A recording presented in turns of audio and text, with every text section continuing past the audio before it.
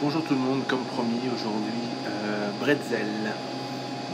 Donc j'ai préparé ma pâte la veille.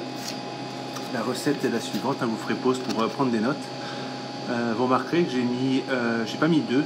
Il est possible de mettre des œufs, par contre pensez à enlever du liquide. J'ai pas mis d'œufs parce que pour les enfants allergiques c'est plus facile pour moi de faire sans œufs. Et puis donc j'ai mis du lait. Si des fois vous ne pouvez pas mettre de lait, mettez du lait de soya pour remplacer le lait. Et puis j'ai mis donc, moi je mets de la margarine encore une fois pour pas qu'il y ait de traces de lait, mais vous pourriez mettre du beurre, hein, ce serait bien meilleur. Donc on fait sa pâte comme une pâte à pain régulière, on la laisse pousser, moi je vous conseille de la faire la veille, c'est quand même vraiment meilleur. Donc pour faire les bretzels, on va rouler pour avoir une pâte longue. Donc je dirais, il faudrait que ça fasse à peu près 50 cm, 2 pieds, quoi, si on va à peu près.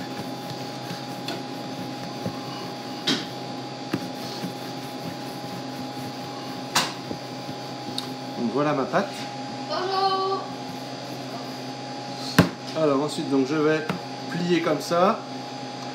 On va pouvoir déposer ici. Et là, on va pouvoir plonger ça directement dans l'eau.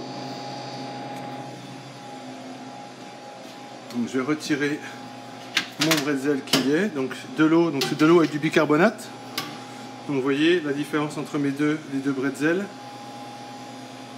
Donc je mets toujours je pince sur le dessus ici comme vous pouvez voir pour que je puisse, quand je vais le retourner, le pincé se retrouve au fond, ça me permet de faire que le bretzel ne bougera pas.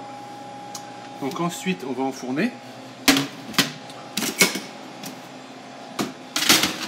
Et puis, comme dans toutes les vidéos, bien sûr, je vais vous présenter un résultat fini.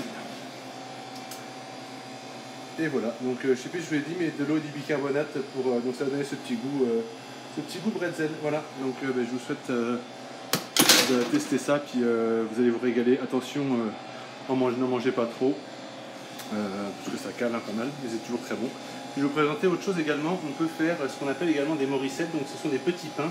Le même principe que les bretzels, vous allez faire des boules que vous avez déjà vues dans d'autres capsules, que vous allez également plonger donc, dans l'eau, et puis ça peut faire des idées pour les pains à burger, ça peut être des choses qui peuvent être différentes que les pains à burger réguliers achetés ou pains briochés, ça peut changer. Vous pouvez aussi servir ça avec un pulled pork, c'est très intéressant. Voilà, donc je vous souhaite de faire des beaux bretzels, de bien déguster, et puis donnez-moi des nouvelles. Merci, bye bye.